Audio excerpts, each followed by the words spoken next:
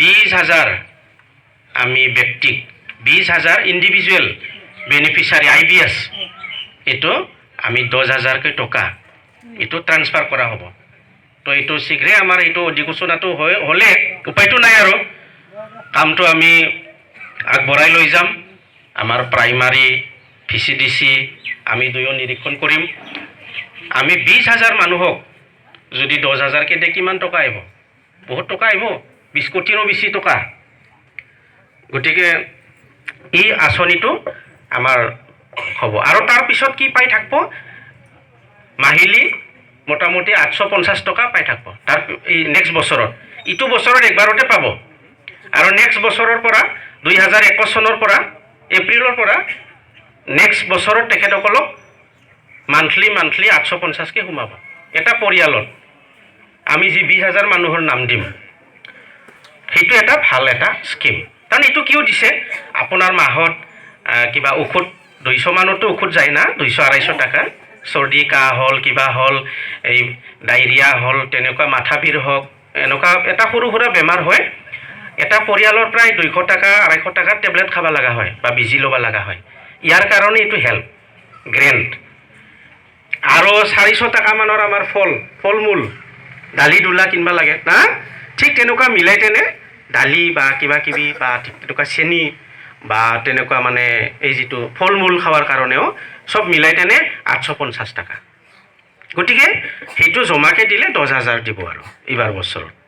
তো এইবাৰ বছৰ মানে কি হ'ব, 1 এপ্ৰিলৰ পৰাহে এইটো আৰম্ভ হ'ব মই যিটো কৈছোঁ। গতিকে এইবিলাক আমিয়ে কৰিব লাগিব, প্ৰাইমাৰীয়ে কৰিব লাগিব। কোনো নৱসৰণীয়া এইটো নকৰে, কোনো UPPL এইটো নকৰে বা কোনো বেলেগে নকৰে। কোনোবা BJP আছে, ময়ে আছোঁ BJP সকলকো চোৱাৰ কাৰণে। AGP আছে, তেখেতসকলক যিহেতু আমাৰ এলায়েন্স আছে তেখেতসকলকো চোৱাৰ কাৰণে আমিয়ে আছোঁ, কিন্তু বেলেগে নহয়। বেলেগে UPPLৰ পিছে গ'লে এইবিলাক আঁচনিৰ পৰা বঞ্চিত হ'ব।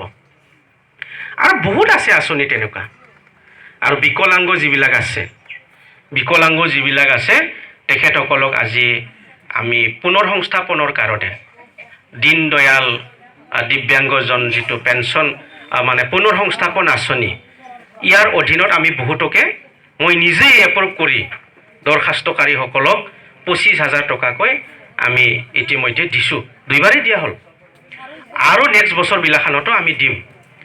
আৰু তেখেতসকলক এইটোতো পুনৰ্সংস্থাপন আঁচনি লামচাম একবাৰত 25,000 আৰু তাৰ বাহিৰেও প্ৰত্যেক মাহত 1,000কৈ হ'ল। আগতে 500 আছিল, সেইটো আমাৰ DRDৰ দ্বাৰাই হয়তো হ'ব, আমাৰ ব্লকতে হ'ব, আমাৰ VCDC বিলাকে চিলেকশ্যন কৰিব এইটো।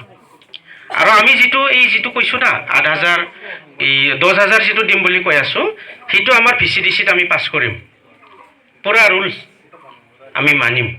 আমি VCDC প্ৰাইমাৰী ৰাইজ থাকি আমি চিলেকশ্যন কৰিম, কিন্তু লিষ্টটো আমি বনাম।